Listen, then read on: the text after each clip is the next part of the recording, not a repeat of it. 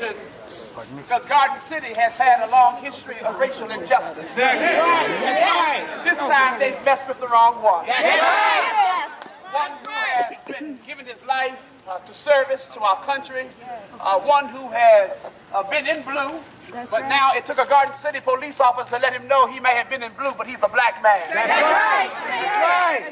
We want Garden City police to understand that we stand together as a community in solidarity to allow them to know that we're not going to allow them to sweep this under the rug. That's right. We are here today to fight for justice at all costs. We are not only fired up, but we are frustrated.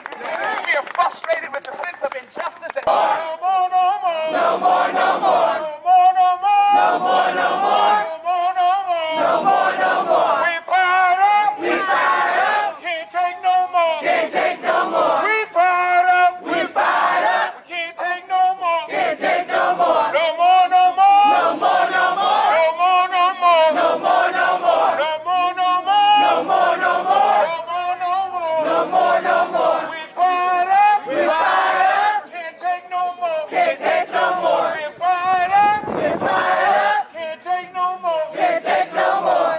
Garden City. Shame on you. Garden City. Shame on you. We see you.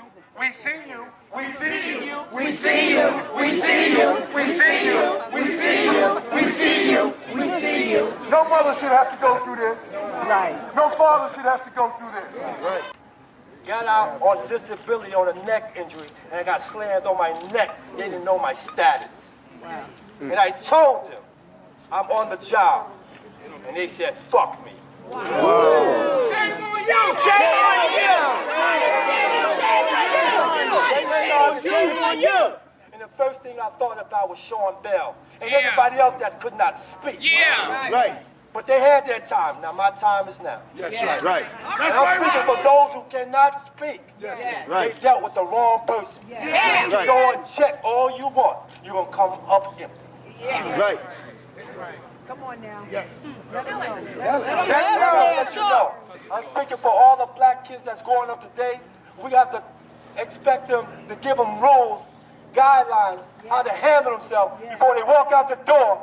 Because I can't even go biased with it, but I'm going to tell you, be careful when you walk those streets. Officers, I'm tired of every time something occurs in the department, the first thing you want to say, retrain. It's not about retraining. Nope. You got to have these officers held accountable for the actions that they create on their own.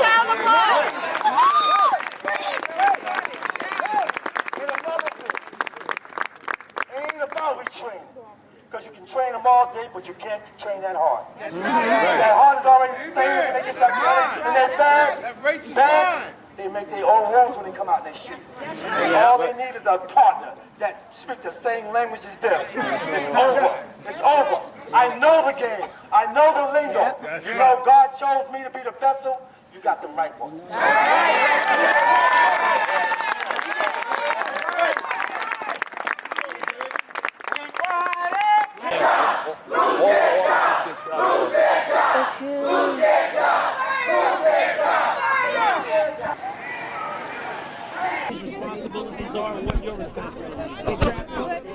Making change. Do you feel it's important for the white population on Long Island to be part of this? Do you look around?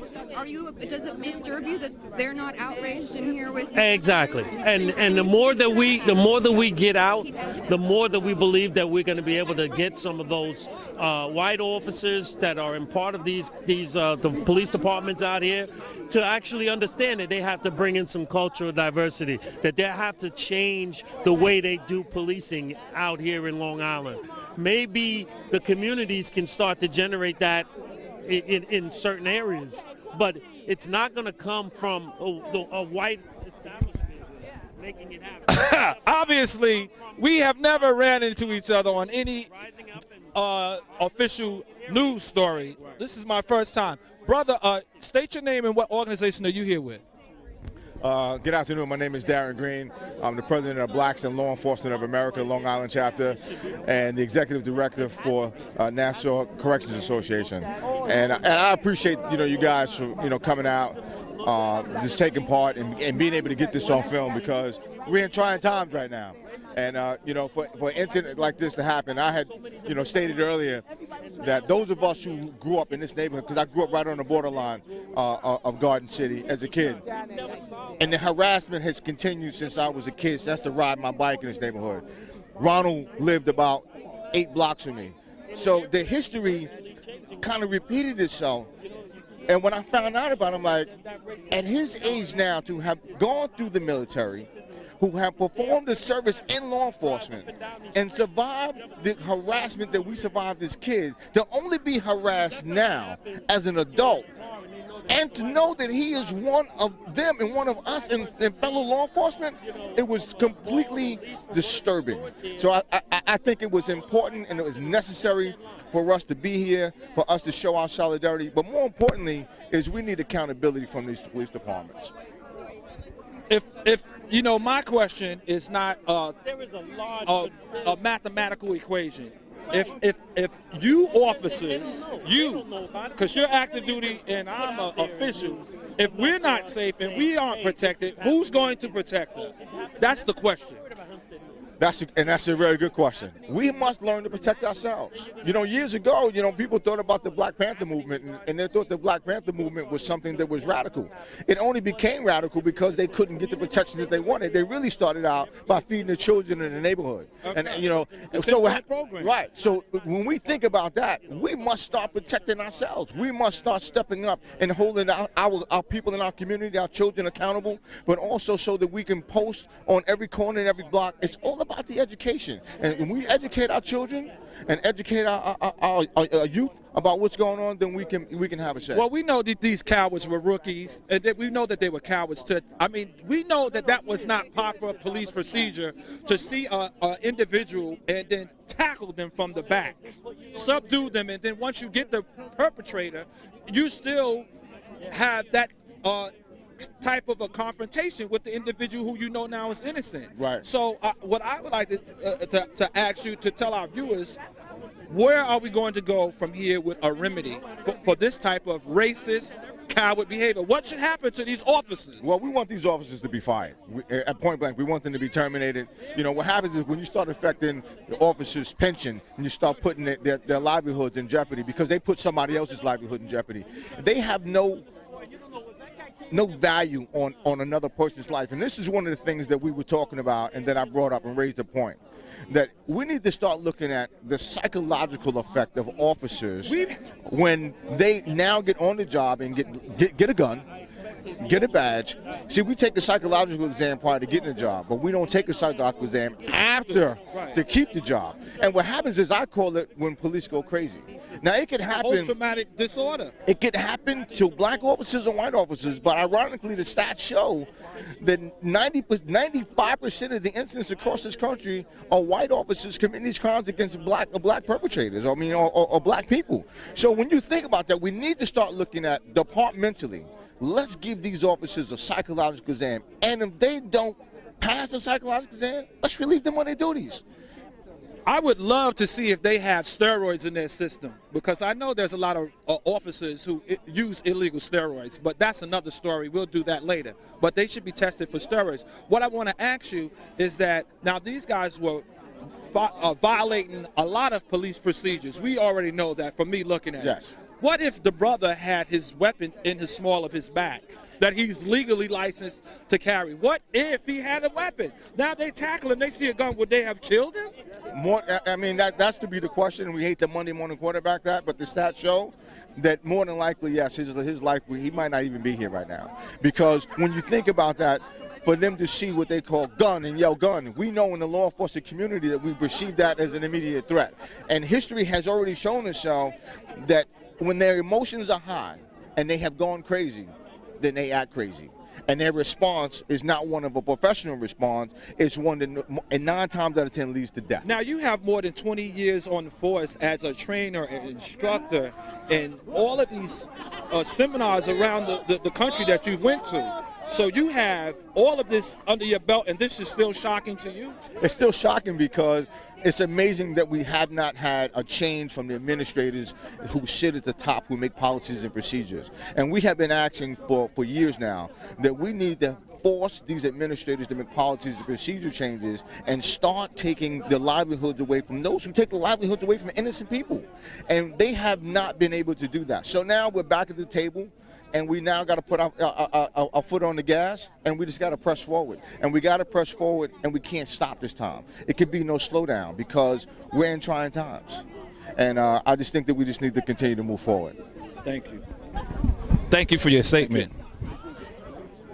Justice! Guard City! Shame on you! Guard City! Shame on you! Guard City! Shame on you! Guard City! Shame on you! Guard City! Shame on you! Guard City! Shame on you! Guard City! Shame on you! Shame on you, Guard! Shame on you! No beef! No crooked! Police!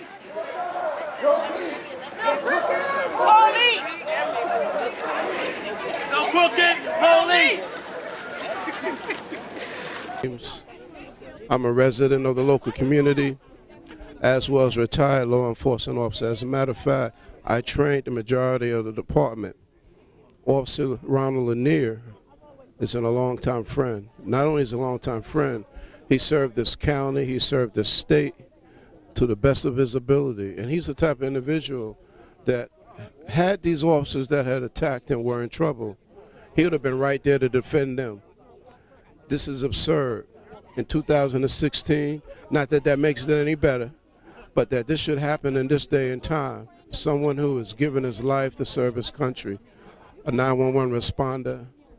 It's a shame that these law enforcement officers, that all they seen was a black person shopping. He was guilty while shopping. And as a member of the clergy and a retired law enforcement officer, we intend to stand by him the whole 9 yards, and we want to see justice done. We want to make sure that this does not happen again in this county. God bless you. How you doing?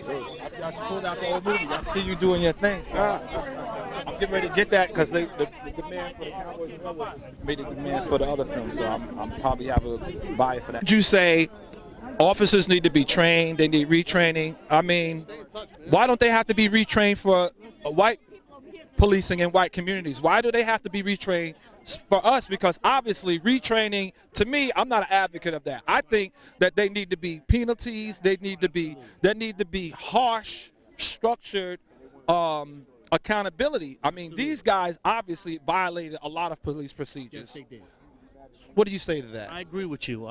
In the training sense, I would think that obviously you're always going to have to train your new officers. You're always going to have to implement some guidelines so that your new officers can follow. And those are the things that are probably what we would expect that this department is continuing to do. But when you've got officers that are constantly abusing their authority, now it's held accountable and disciplined. That's what it needs to be. Because right now this scenario is lack of information. They went into a location. They left everyone else in jeopardy because this guy remained inside after they attacked Ron. This guy was still up inside the building on the roof. We don't know what he had. We don't know if he had weapons. So everyone that was still inside that Western Beef, they should be calling this police department right now, and they should be complaining about their actions. At this point, the two officers, they didn't apologize. They abused him while he was in handcuffs. All of these are things that absolutely are unheard of and shouldn't be just whitewashed over. It should be disciplined immediately. They should be fired. They should be fired. Immediately. Wow. Now, so you bring up an interesting point. So you're saying that with all of the policing incidents of injustice, now that just not visits injustices on a community of minorities or majorities, but what they're doing is with that they're leaving the community at risk as well. All the time. When you have a police car that is riding around focused only on what a black man that came into their community, what's happening in the rest of the community? You're leaving that community unattended because you're focused only on your belief that that black man is a criminal. And as I said, if you're black, you better watch your back. That's how it is in these communities. And your name is and your organization? Dennis Jones, and it's the Law Enforcement Alliance. Thank you for your comment. Teacher, you teach hundreds of students in the community on self-defense. Well, how do you feel, and you have worked with police officers, law enforcement, to training and the like. What do you feel when an officer is attacked by other officers? It's cowardly. That's a cowardly act, what he did. To come up and just grab this brother, not asking questions about who he was, where about, and to do that was cowardly. The pigs do that. It is called genocide.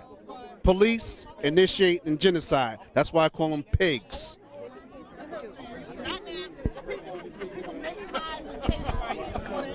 Brothers and sisters, this is an important day in our life as African Americans and people of color in Nassau County. Garden City once again got caught with their pants down, and once again we saw that they had bloomers with hearts on them. The reality is that they messed with the wrong person, and when they grabbed Ronald Lanier, a man who had 22 and a half years of service for the Nassau County Corrections Department, one of the things that we now understand is that they have no regard no matter who you are. So if you're black, you got to watch your back. And right now we're making sure that everybody in the community knows that we've had enough. We're not going to bend. We're not going to back down, because when you bend, you let somebody ride your back. We're not going to let them ride our back anymore. We're going to stand up strong and tall, face these individuals and say, Garden City, you ought to be ashamed of yourself. And we're going to bring the shame like a cloud. It's going to rain on you. It's going to rain on you until you relent. And that's the message. President Pig. Who's going to protect our African American law? If a black officer is not safe in America, KKK, well, who is safe in the black community? We need to be each other's brothers. We need to be our brothers' keepers. And each of us need to watch each other's back. So no matter who you are, where you are, every brother has to be viewed as somebody that needs to be protected. Because right now we all have a bullseye on the back of our backs, and we are a endangered species. Do you think that there needs to be a consent decree for the Garden City Police Department? Because this is a part of the practice of this, of grabbing people, well, basically kidnapping people of color, beating them up, and then dropping them off. This is an ongoing thing. Well, we're calling for a full investigation of the Garden City Police Department. And at this point, we're going to see what the wash shows, because we're going to go after these folks tooth and nail. And if they don't want to respond, we'll get them in front of a federal judge, and they'll have no opportunity but to have to respond. Now, a last question to the brothers and sisters who have to walk through this place at night. If a car breaks down or if a bus is not coming, what do you tell them? Don't be alone in Garden City. Have somebody with you. Make sure you got a phone going, and if you're stopped by a police officer, turn on your video, turn on your audio, record it, record it, record it. Tell the story, tell the story. What we could do to help. You have a lot of poignant Facebook posts. I watch you on Facebook. I stalk you. Give us your name. I'm Evangelist Reginald Benjamin, the Executive Director of Apple Leadership Center. Okay, now I know you're sick and tired of being sick and tired. We know that Garden City has a practice of racial discrimination ongoing. Now, why this incident? Why today? This mobilization, why today? Because we know this is how Garden City gets down with their racist selves. This is like being in an apartheid South Africa. Well, the reason why this is significant, because we're always talking about the subtle racism that is being demonstrated against African American. But in this particular instance, it's a police officer, a correction officer that was attacked, and in my estimation, solely because he happened to be an African American. It doesn't matter whether you're an African American officer or you're an African American citizen, whatever it is, for some reason, your color make you a victim under these kind of racist regimes. I have one question. If a black officer is not safe, who's going to protect us then? It's just a doggone shame. These law enforcement, these African-American men joined the law enforcement to be a protection in our community, and then they come out to be victims. I mean, what hope do the average African-American young man have walking the streets on Long Island, particularly if they was to pass through Garden City? Now, what is your message to the police that did that, the police department in Garden City, and the citizens of Garden City? Because if they aren't admonishing this behavior, what's that about? Well, my message is to the officers, shame on you, basically, that you would attack your own fellow officer, I believe, simply because he happened to be an African American. And I wish that the people in Garden City would take note of the fact that everything ain't hunky-dory. Even though they seem to think that things are good, it's very bad in our community. Our people are being attacked often, consistently, randomly, and oftentimes for made-up reasons. I went to school in this neighborhood. Okay. I'm from Roosevelt. I live out east. I went to school right over here in St. Paul's in Garden City. My father, who was a police officer, deceased, told me, don't even get caught out here at night. Now, this is 1970 to 74. I went to Adelphi and Nassau Community the same way. That's just their attitude. I know Ronald personally and his brother. And that's a good brother. They can't say, oh, he was a thug, he was this, he was that. It's not even like that. So his only crime was being black? That's the only crime it ever is. Everything else is made up. Mistaken identity. We thought he looked like. We heard there was a description of. He fit the description of. It's part of the whole scheme. If you're black, there is a problem. And if you didn't do something then, you must have done something before. What needs to be done to these police officers? They need to be held accountable, personally, each and every one of them. You can do your police officer work again. My father was a police officer. I have friends who are police officers. But when they do stuff like this, it can't be the next day, okay, go back to work, have a nice day, let's go have some lunch. You need some personal accountability. Accountability. Thanks for your comment. You're welcome. When do we want it? Now! Good city! Shame on you! Good city! Shame on you! Good city! Shame on you! Good city! Shame on you! No justice? No peace! What do we want? Justice! When do we want it? Now! Good city! Shame on you! Good city! Shame on you! The injustice has been going on far too long. Ronald's a good brother, worked on the law, help brothers that's within the system. Good city! Shame on you! What do we want? Justice! When do we want it? Now! No justice! No peace! No justice! No peace! Good city! Shame on you! Good city! Shame on you! No peace! No justice! No peace! What do we want? Justice! What do we want? Now! This is in our neighborhood. Sorry. Sorry.